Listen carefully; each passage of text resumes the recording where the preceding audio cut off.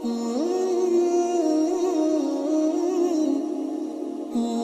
من الشيطان الرجيم. بسم الله الرحمن الرحيم. فلما قضى موسى الأجل وسار بأهله آنس من جانب الطور نارا قال لأهلهم كثوا إني آنست نارا لعلي آتيكم منها بخبر أو جزوة من النار لعلكم تصطلون. اب موسیٰ علیہ السلام نے اپنی مدت مدین کے اندر پوری کر لی. وہ 10 سال انہوں نے ادھر گزار دیے. اب وہاں سے نکل کر اب واپس آ رہے ہیں، لیکن یاد رکھیں اب واپس یہ مصر کو نہیں آ رہے، یہ اب اپنے پرانے علاقے فلسطین شام کی طرف جا رہے ہیں. ارادہ انہوں نے شام کا کیا کہ میں ادھر جاؤں گا. ابھی بھی ان کے دل کے اندر خوف ہے کہ قتل کریں گے مجھے مصر والے، لیکن اللہ ہر جگہ پر اپنے حکم کے مطابق فیصلہ کرتے ہیں. اب اللہ نے انہیں مصر لے کر جانا ہے. فلما قضا موسیٰ الاجل، موسیٰ علیہ السلام نے جب مدت پوری کی، وسارا اور چلے بأہلہ اپنے گھر والوں کے ساتھ. اب 10 سال گزارے ہیں، بچے بھی ہو گئے ہیں، بیوی کو لیا چل دیے. آنسا محسوس کی تسی بہو تلے تسی کروں دونے جو مرضی بہو تسی تلے. فقال علی اے کون ہے بھائی اتنا یاریاں دے کول مسجد جی بس آپ جہل قسم کی کٹے ہوئے مسجد ابھی کول. فقال لأهلهم آنس من جانب الطور نارا. موسیٰ علیہ السلام نے کوہ طور کی ایک جانب کے اندر آگ دیکھی. پہلے ہم پڑھ چکے ہیں تفصیل کے ساتھ. دور سے دیکھا آگ جل رہی ہے، پاس گئے وہ آگ نہیں تھا، وہ نور تھا. قال فرمایا موسیٰ علیہ السلام نے لأهله اپنی گھر والوں سے، امکثوا تم لوگ ٹھہرو، انی آنست نارا میں نے محسوس کی ہے آگ، لعلی آتیکم منہا بخبر شاید کہ میں لے آؤں اس آگ سے تمہارے لیے کوئی خبر. پہلے عرض کیا تھا کہ دور دراز لوگ بیٹھتے تھے پہاڑی کے اوپر، کچھ کھانا وغیرہ لے کر آگ جلا کر بیٹھتے تھے کہ شاید کوئی مسافر بھٹکا ہوا آ جائے، ہم اسے کھانا دے دیں اور راستے کا پتہ بتا دیں. فرمایا کہ میں جاتا ہوں دیکھتا ہوں کوئی راستے کی خبر لے آؤں. اگر راستہ بتانے کے لیے کوئی نہ ہوا، او جذبۃ من النار تو آگ کا ایک شعلہ لے آؤں گا تمہارے لیے، لعلکم تصطلون تاکہ تم اس شعلے سے آگ تپ لو. کیوں؟ وہ جو بیوی ان کی تھی تو روایات کے مطابق وہ درد ذہ کے اندر مبتلا تھی، یعنی بچے کی ولادت کا وقت تھا، تو اس وقت سردی عورتوں کو زیادہ لگتی ہے. اگر میں آگ لے آؤں گا تم آگ سینک لینا. فلما اتاہا جب موسیٰ علیہ السلام ادھر پہنچے تو دوسری جگہ پر ہم نے اس کی تفصیل 16ویں سپارے میں پڑھی کہ وہاں آگ نہیں تھی بلکہ کیا تھا؟ نور ہی نور تھا. تو موسیٰ علیہ السلام گھبرا گئے. جب گھبرائے تو نودی آواز دی گئی من شاطئ الواد الایمن فی البقعۃ المبارکہ، تو اس مبارک جگہ سے یعنی جو وادی کی دائیں جانب تھی کنارے سے آواز آئی، من الشجرۃ درخت سے،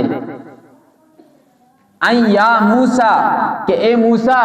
دوسری جگہ پر کیا تھا؟ لا تخف مت گھبرا، انی انا اللہ میں اللہ ہوں، جو تجھ سے بات کر رہا ہوں اللہ ہوں، اور رب العالمین میں پروردگار ہوں سارے جہانوں کا. تجھے گھبرانے کی کیا ضرورت موسیٰ؟ تیرے ساتھ جو بات کر رہا ہے وہ کوئی اور نہیں، وہ تیرا پروردگار ہے، وہ اللہ ہے. موسیٰ علیہ السلام تھم گئے. وَأَنَا أَلْقِ عَصَاكَ اب نشانیاں دی جا رہی ہیں موسیٰ علیہ السلام کو. تفصیل اس لیے نہیں کر رہا کہ یہ ساری تفصیل پیچھے گزر چکی ہے 16ویں سپارے کے اندر. وَأَنَا أَلْقِ عَصَاكَ تو ڈال دے موسیٰ اپنی لاٹھی کو. فَلَمَّا رَآهَا پس جب لاٹھی ڈالی تو دیکھا تہتز وہ ہل رہا تھا، كَأَنَّهَا جَانٌ گویا کہ وہ چھوٹا سا سانپ کا بچہ ہے. وَلَّا مُدْبِرًا موسیٰ علیہ السلام نے پیٹھ پھیری، ولم یعقب اور پیچھے مڑ کر دیکھا بھی نہیں، یعنی آگے چلنے لگ گئے پیچھے مڑ کر نہیں دیکھا. اب یہاں پر ایک بات سمجھی، یہاں پر آتا ہے چھوٹا سا سانپ. پہلی جگہ پر آیا ثعبان، بہت بڑا اژدہا تھا. تو یاد رکھے جب دکھلایا گیا موسیٰ علیہ السلام کو کوہ طور کے اوپر تو وہ چھوٹا تھا، لیکن فرعون کے دربار میں جب اسی لاٹھی کو پھینکا تو وہ اژدہا بن گیا. اللہ قدرت والا ہے. فرمایا یا موسیٰ اقبل، موسیٰ کدھر جا رہے ہو، ادھر آؤ، سامنے آؤ. ولا تخف، مت ڈرو، کیوں؟ پروردگار تیرے ساتھ ہے، اس کی رحمت تیرے ساتھ ہے. انک من الآمنین، بے شک تو امن والے لوگوں میں سے ہے، یعنی تجھے کوئی کسی قسم کا خطرہ نہیں. پہلی نشانی مکمل ہوگی. اسلک یدک فی جیبک، دوسری نشانی تو ڈال اپنے ہاتھ کو فی جیبک، اپنے گریبان کے اندر، یعنی یہاں سے اندر ہاتھ داخل کر گریبان سے اور بغل کے نیچے لے کر چلا جا.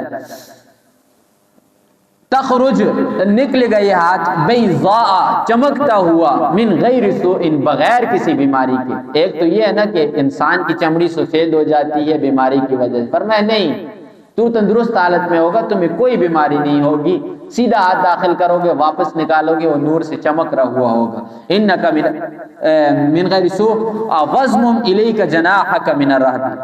ہاں اگر تجھے اس لاٹھی سے ڈر لگے کہ یہ سانپ بن رہا ہے، یہ ہاتھ سے تجھے تکلیف ہو کہ یہ کیسے اتنا چمک رہا ہے، تو ڈر انسان کے خوف، تبھی خوف آ جاتا ہے. فرمایا جب تجھے خوف آئے نا تو اپنے ہاتھ کو اپنے سینے کے اوپر رکھ دے، اپنے ساتھ ہاتھ کو ملا لے. وَضْمُمْ يَدَكَ إِلَى جَنَاحِكَ، اپنے آپ کے ساتھ اپنے ہاتھوں کو تو ملا. فَذَانِكَ بُرْحَانَانِ، پھر تیرے غم کے اندر کیا ہوگی؟ کمی ہوگی. فَذَانِكَ بُرْحَانَانِ، یہ دو نشانیاں ہیں، دو تیرے لیے دلیلیں ہیں بہت بڑی، من ربک، تیرے رب کی طرف سے. اب یہاں سے پتہ چل گیا معجزہ، کرامت، کوئی بھی چیز ہے انسان کے بس کے اندر نہیں. ولی ہوگا تو کرامت جو دکھاتا ہے ولی، وہ اپنی مرضی سے نہیں دکھا سکتا. کوئی جتنا بھی بڑا ولی ہو وہ یہ نہیں کہہ سکتا کہ کل لوگوں سارے جمع ہونا میں اڑ کے تمہیں دکھاؤں، اور اڑ گیا اللہ کی مرضی سے علیحدہ چیز ہے، چیلنج نہیں کر سکتا.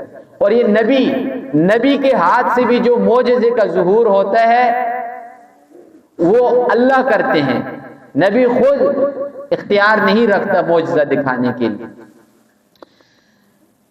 من ربک الی فرعون وملئہ، ان نشانیوں کے ساتھ جاؤ کس کی طرف؟ فرعون اور اس کے سرداروں کی طرف جاؤ، جا کر ادھر یہ نشانیاں دکھلاؤ. انہم کانوا قوما فاسقین، بے شک وہ حد سے نکلنے والی قوم ہے. کیسے حد سے نکلنے والی قوم ہے؟ ان کا جو بادشاہ ہے وہ خدا بن کر بیٹھا ہوا ہے، اور اس کی جتنی بھی رعایا ہے وہ اس کی عبادت کر رہے ہیں، اس کو خدا کہہ رہے ہیں. تو یہ حد سے نکلے ہوئے ہیں، ان کے پاس جاؤ، انہیں تبلیغ کی ضرورت ہے. قالا، اب موسیٰ علیہ السلام اللہ کے ساتھ ہم کلام ہوئے ہیں، اللہ سے بات کر رہے ہیں. قالا، فرمایا ربی، یہ میرے پروردگار، انی قتلت منہم نفسا، میں نے تو ان میں سے ایک شخص کو مارا ہوا ہے، قتل کیا ہوا ہے. پروردگار میں جاؤں گا تو میرا کیا حالت ہوگی؟ فاخاف ان یقتلون، میں خوف کھاتا ہوں، ڈرتا ہوں ان یقتلون کہ یہ لوگ مجھے قتل کر دیں گے. میں مصر پہنچ چکا ہوں، مجھے قتل کر دیا جائے گا. واخی ہارون، اور میرا بھائی ہارون، ہوا افصح منی لسانا، وہ زیادہ فصیح ہے مجھ سے زبان کے اندر، یعنی اس کی زبان تیز چلتی ہے، تقریر وہ اچھی کر سکتا ہے، لوگوں سے بات چیت وہ اچھی کر سکتا ہے میری بنسبت. فرمایا، اور دوسری بات یہاں پر مفسرین نے کئی قسم کی روایات نقل کی ہیں کہ موسیٰ علیہ السلام نے انگارہ کھایا تھا، انگارہ کھانے کی وجہ سے ان کی زبان کے اندر لکنت آ گئی تھی، اس لیے فرمایا کہ ہارون کو میرے ساتھ بھیجے، میری زبان صحیح نہیں چلتی. لیکن اگر دوسری طرف دیکھا جائے نا کہ نبی کو اللہ ہر قسم کے عیوب سے پاک رکھتا ہے. اگر نبی کی زبان کے اندر لکنت ہے تو نبی تو کامل نہیں نا، تو لہٰذا اس چیز کو اگر چھوڑا جائے، یہ کہا جائے کہ موسیٰ علیہ السلام فصیح تھے، ان کی زبان ٹھیک تھی، لیکن جو ہارون تھے وہ موسیٰ علیہ السلام سے افصح تھے، زیادہ ان کی زبان تیز چلتی تھی. تو یہ بات ٹھیک ہے، درست بھی ہے، تو کوئی مسئلہ پریشانی نہیں بنے گی. تو فرمایا فَأَرْسِلْهُ مَعِيَ رِدْءً، آپ بھیجیں ہارون کو میرے ساتھ، رِدْءً یصدقنی، میرا مددگار بنا کر، یصدقنی، یہ ہارون میری تصدیق کرے گا. میں کوئی بات کروں گا تو پھر ساتھ ہارون میری تصدیق کریں گے تو میری بات کے اندر وزن آ جائے گا۔ 16ویں سپارے میں ہم نے پڑھا تھا اللہ نے ان کی اس دعا کو سنا، ہارون علیہ السلام کو اللہ نے پیغمبر بنایا یعنی نبی بنایا، ان کے ساتھ معاون بنایا۔ انی اخاف ان یکذبون، موسیٰ علیہ السلام نے فرمایا یہ دعا اس لیے میں کر رہا ہوں مجھے خوف ہے ان یکذبون کہ میں اکیلا ہوں گا، مجھے جھٹلا دیا جائے گا۔ قال اللہ نے فرمایا سنشد عضدک، عن قریب ہم مضبوط کریں گے تیرے بازو کو اے موسیٰ بأخیک، تیرے بھائی کے ساتھ۔ آ گئی وہ بات کہ بھائی دشمن نہیں، بھائی کے ساتھ یہ جو نفرت کا سبق ملا ہے یہ مغرب سے ملا ہے۔ مغرب نے کیا سبق دیا؟ جانور بن کر رہو، جانور بھی دیکھتے ہیں میرا کھانا، میرا سونا، میرے بچے، میری بیوی، اور ادھر ادھر جانور نظر نہیں دوڑاتا۔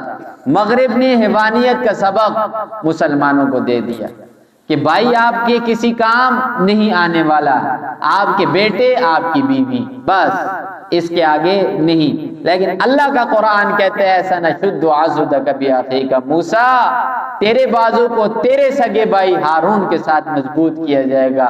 اللہ کا قرآن کہتا ہے بھائی بازو ہے، بھائی دشمن نہیں۔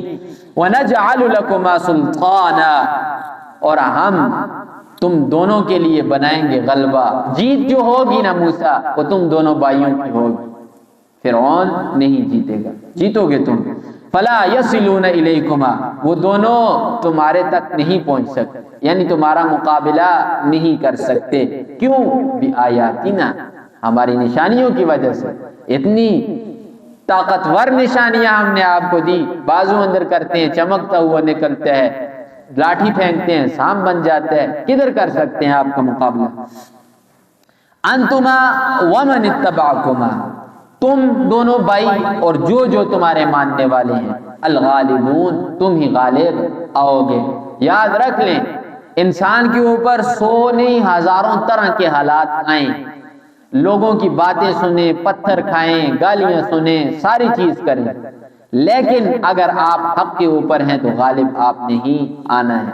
اللہ کے قرآن کا صاف اعلان ہے انتم الاعلون ان کنتم مومنین، لوگوں مسلمانوں غالب آؤ گے تم، حکومت زمین میں تمہاری ہوگی بشرطے کہ تم مومن ہو، تمہارے پاس ایمان کی طاقت ہو تو کوئی طاقت تمہیں ہرا نہیں سکتی۔